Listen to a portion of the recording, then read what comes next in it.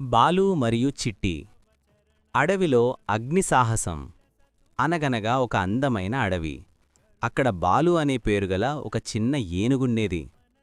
బాలుకి రకరకాల వంటలు చేయడమంటే చాలా ఇష్టం. అతని ఎప్పుడూ కొత్త రుచులను ప్రయత్నిస్తూ ఉండేవాడు. ఒకరోజు మధ్యాహ్నం బాలు తన స్నేహితుల కోసం తియ్యటి దుంపల కూర వండాలని నిర్ణయించుకున్నాడు. అతను పొయ్యిమీద ఒక పెద్ద గిన్నె పెట్టి అందులో కూరగాయలు వేసి ఉడికించడం మొదలుపెట్టాడు. కూర ఉడుకుతుండగా బాలూకి ఒక ఆలోచన వచ్చింది. ఈ కూరలో కొంచెం తేనె వేస్తే ఇంకా రుచిగా ఉంటుంది కదా అనుకున్నాడు. వెంటనే తేనె డబ్బా కోసం వెతుకుతూ కిచెన్ లోపలికి వెళ్ళాడు. బాలు లోపల వెతుకుతుండగా పొయ్యిమీద మంటలు ఒక్కసారిగా పెరిగాయి. గాలికి మంటలు ఎగసి పక్కనే ఉన్న ఎండుగడ్డి మీద పడ్డాయి. చిన్నగా ఉన్న మంటలు పెద్దవి కాసాగాయి. అయ్యో, మంటలు! ఎవరైనా కాపాడండి అని బాలు గట్టిగా అరిచాడు.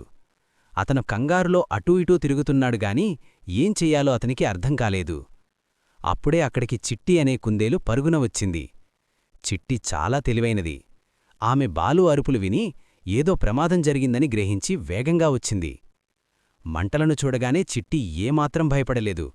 ఆమె వెంటనే దగ్గర్లో ఉన్న ఎర్రటి ఫైర్ ఎక్స్టింగ్విషర్ వైపు పరుగెట్టింది. దాన్ని గట్టిగా పట్టుకుంది. బాలు, పక్కకు జరుగు అని చిట్టి అరిచింది. ఆమె ఆ యంత్రం యొక్క పిన్ను తీసి మంటలవైపు గురిపెట్టి నొక్కింది. వెంటనే అందులో నుండి తెల్లటి నురుగు వేగంగా వచ్చి మంటల మీద పడింది. కొద్దిసేపటికి మంటలన్నీ ఆరిపోయాయి.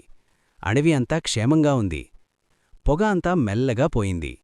బాలు ఊపిరి పీల్చుకుని చిట్టికి కృతజ్ఞతలు చెప్పుకున్నాడు. నువ్వు సమయానికి రాకపోతే అడవి అంతా కాలిపోయేది చిట్టి అన్నాడు. వంట చేసేటప్పుడు ఎప్పుడూ జాగ్రత్తగా ఉండాలి బాలూ. మంటలను వదిలేసి ఎక్కడికీ వెళ్ళకూడదు అని చిట్టి చెప్పింది.